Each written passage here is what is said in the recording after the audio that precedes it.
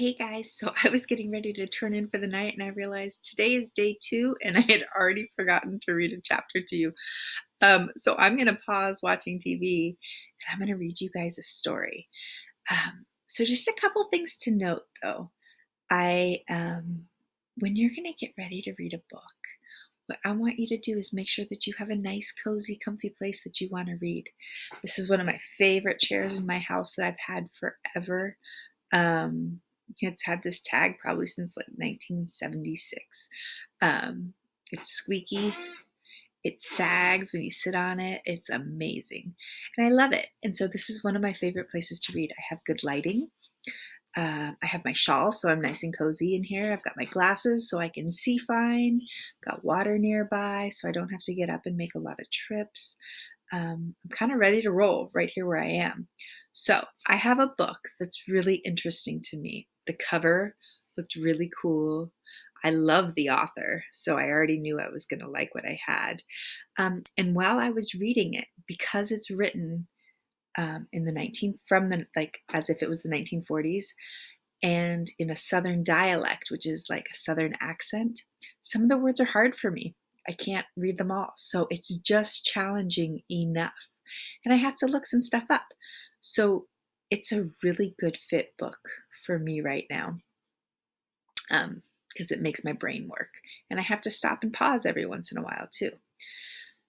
So I have a cozy spot to sit, pretty stoked where I am. I've got a book I want to read.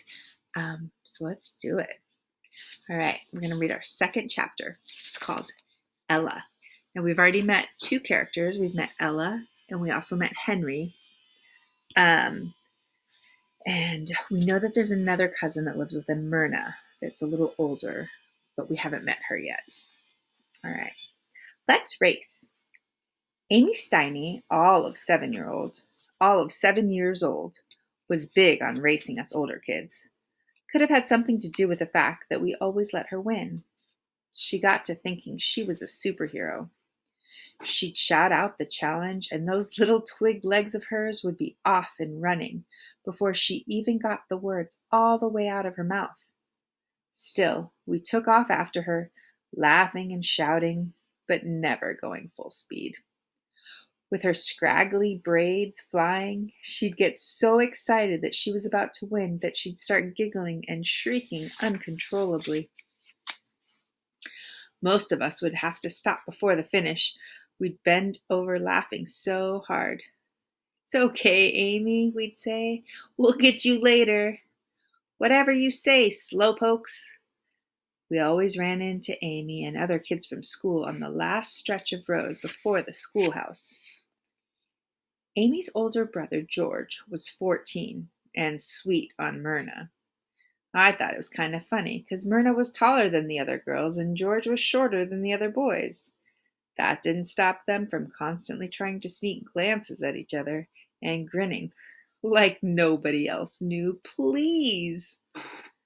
George was a straight A student like Myrna and kind of bashful like she was. Bashful means shy. His brother Charles and his other sister Catherine went to school with us too, but mostly it was George and his little shadow, Amy, that we saw, on account of George's crush on our cousin. Just as we were about to go into our classroom, I realized I'd forgotten my lunch.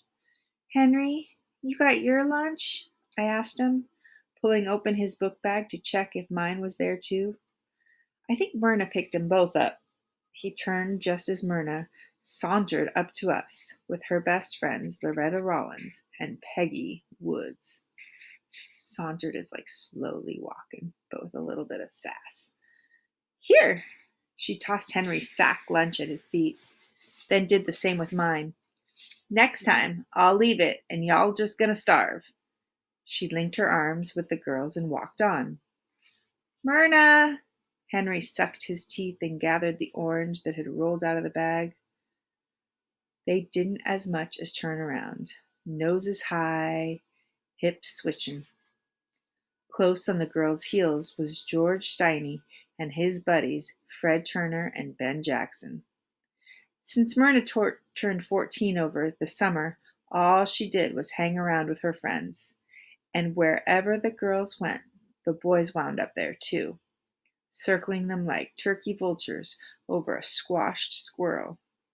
I rolled my eyes and headed up onto I rolled my eyes and headed on into class. Later at recess, I was playing jackstones with Gloria when I heard Pokey Rogers talking about me. Show Ella, she was saying. I turned from the game to see, um, Pookie.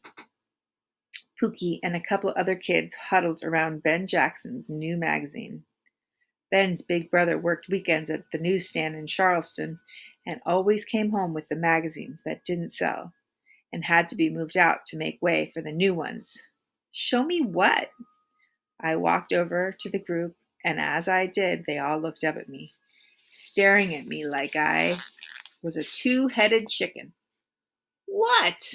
I asked as I pushed my way through to see the magazine on Ben's lap. It was open to a photograph of a girl about my age, with peanut-colored skin like mine. Her brown hair was brushed out straight, and it didn't quite lay down flat like white people's hair. She wore a pearl headdress and a ruffled satin blouse, her arms folded over the side of the chair she sat on. She stared dramatically off into space. She looks just like you, Pookie spat. Does not, I said, and leaned in to look again.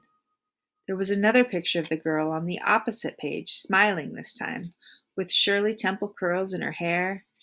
She was playing dominoes with a black man in a fine suit, while a well-dressed white woman looked on and smiled. That's her pa, and that white lady is her mama, Ben said. Can you believe it? She's a prodigy, Fred said. That like a donkey? Pookie asked. No, stupid. Means she can play the piano real good, said Ben. The bell rang for us to get back to class. But she's definitely a zebra playing the piano. Sounds like a circus sideshow. He laughed, and as he stood, he looked at me and winked. They all followed him in. Pookie, bringing up the rear, looked at me over her shoulder and giggled. I turned to Gloria. I don't look nothing like that zebra, I said.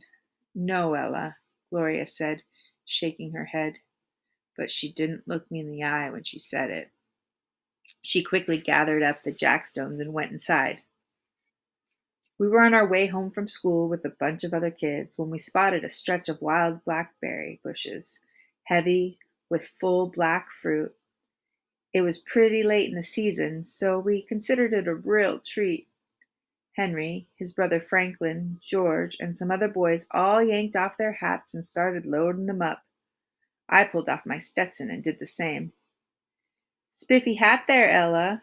George pointed at my Stetson and gave me a thumbs up.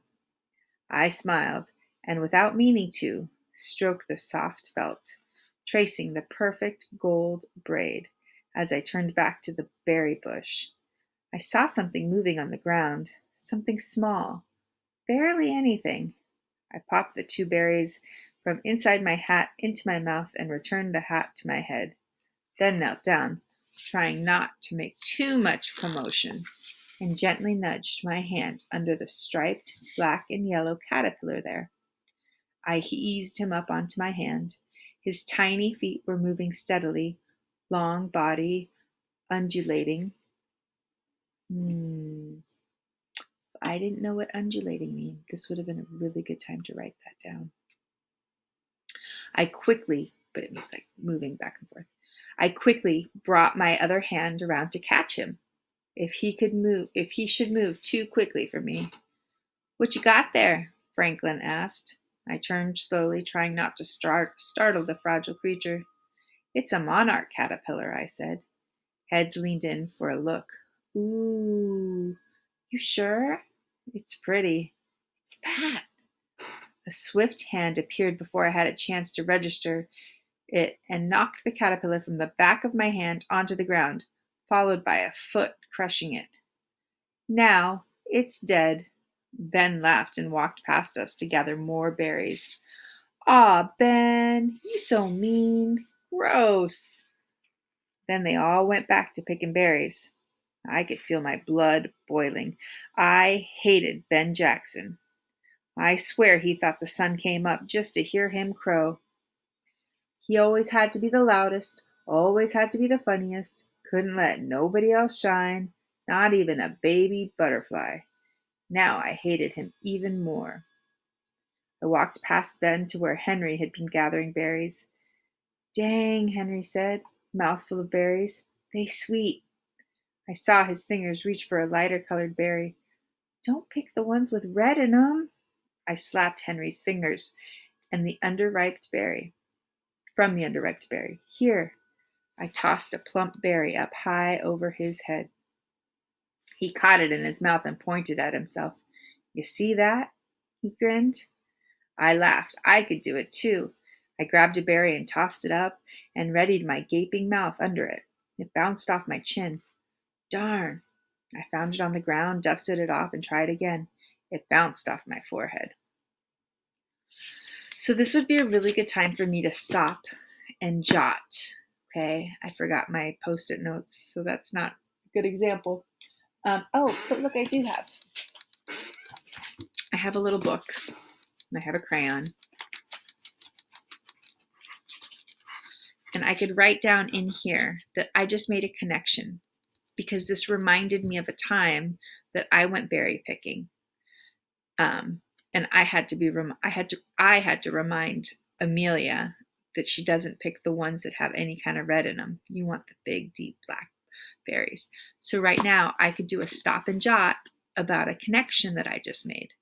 So I could say, just like the kids in How High the Moon, I've gone berry picking before and had to tell people not to pick the red berries. And that would be a stop and jot. All right, so now they're throwing the berries up in the air, in the mouth, and catching them. All right, bounced off her forehead. Aw, come on, girl, Ben crowed. It's easy. He grabbed a berry effortlessly, tossed it up, and caught it in his slimy smile. He winked at me and chewed, his mouth open a little, so I could see the dark juice staining his teeth. Besides, if Henry can do it, then you can. He turned to the other boys, laughing, pleased with himself. Henry, with his back to Ben, said nothing.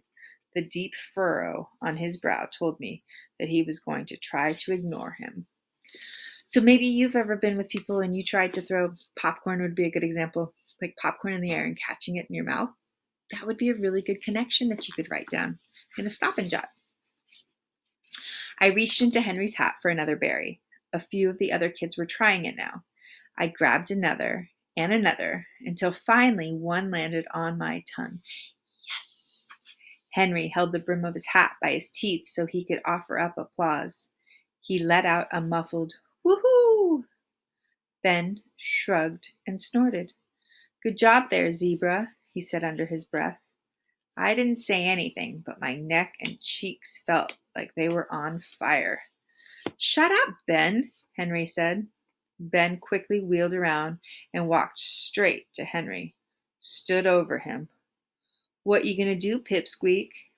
Ben, a full head taller than Henry, was close enough he could have kissed him. Huh? Henry looked down and backed up a step. George grabbed Ben's arm and pushed him away from Henry. What's wrong with you? He asked again. Over his shoulder, George said to Henry, It's all right, little man. Don't mind him. Everybody went back to picking berries, loading berries in their hats, tossing them in the air and catching them. All but me and Henry. I could hear Ben laughing. Henry stared into his empty hat, nostrils flaring. I think most of the berries is red anyhow, I said. We done ate all the good ones. But Henry was already walking back towards our house. Bear hobbled down the driveway to meet us when we got home, tongue hanging, tail end wagging. Hey, boy. We dug into his thick fur and scratched him good. Poppy named him Bear, 'cause even as a puppy he looked like a big old teddy bear, something to be loved. Poppy had found him under a house he was doing work on a couple years before Myrna was even born. His mamma had wandered off, probably looking for food, and all the puppies, but Bear had died while she was away. Oh, wait, and all the puppies but Bear had died when she was away. Poppy brought him home to Granny, and she scrubbed him within an inch of his fragile life. They nursed him back to health and loved him up. They've never been a happier dog. Granny and Poppy were both out back tending their gardens. Poppy had corn, white and sweet potatoes, cowpeas, watermelon, and more. Most weekends, he'd go into town, sometimes all the way into Charleston, and trade with the merchants there. Most of our food came from Granny's garden: collards, mustard and turnip greens, beets, sweet peas, green beans, squash. She had strawberries, blueberries, and blackberries. And on our property, we had a cherry tree, an apple tree, and 2 pear trees. This is another point that I could stop and jot, okay? Because I just had another real life comparison, a connection that I could make. I have a garden that I grow food that we eat with, and we have a lot of these same vegetables growing in my garden too. So that's something that I could write in my little notebook as I'm reading. Oh, here's a connection. I have a garden that I grow and I could eat out of. Okay. Um, we were talking about secret talents this morning.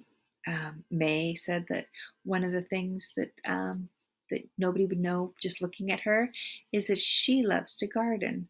So maybe this is something that you could do as a connection to May. I don't know. All right, so she had all the blueberries and stuff and blackberries. And on our property, we had a cherry tree, an apple tree, and 2 pear trees. I don't have any pear trees, but I do have a cherry tree. I have 2 cherry trees and an apple tree. Once, around back, I spotted Poppy right away, loading up his wheelbarrow with sweet potatoes. It took me a minute to find Granny. She was standing over the well, lowering a bucket into the big hole in the ground. I never could get used to the sight of her frail frame. Blah, blah, blah. This is why it's important to read out loud sometimes. I never could get used to the sight of her frail frame standing over that hole. I was absolutely petrified that one day she'd fall in. Go help Granny! I shoved Henry in the direction of the well. Oh, Ella, she's fine, he said, but he walked over to her anyway and waved. Can I help? You can give me some sugar. That'll sure help. She pulled him to her with one arm and held the other open for me to fill. So something that people say sometimes is that give me some sugar. So like give me some love. Can you guys see my oops? Where is it? Right there. Can you see her? How do I do it? My cat's reflection. Okay. Anyways, so that was our second chapter. It is all done. The next chapter is called Henry. So we'll do that tomorrow. So just something to note. It's important when you're reading sometimes to go back and look and see what happened. So we know in the first chapter that Ella had gotten a telegram from her mom, and that her mom was saying that she wanted her to come visit her up in Boston. So we learned that Ella and Henry and Myrna all live with their grandparents. Okay. And that Henry's dad was away at war, and that Ella's mom lived in Boston, and Ella doesn't know who her dad is. So we learned that information. We know that Myrna's older, that she's 14, and that these guys, I think they said they were 11. Was that right? And we also know that they had that encounter where they ran into that boy that was in a tree, and he wasn't nice, and he kept popping Ella's hat and flipping her hat. So we know that that happened. We also know that he was a white boy, and that she was a black boy, and she kept calling him sir, even though he was just a kid. So those are kind of clues for us about things that might come. So you could make predictions. Like I could stop and jot right now. I should have done this the first day and said, the way she's writing about that boy, I think there might be trouble with him later. So we'll just have to find out.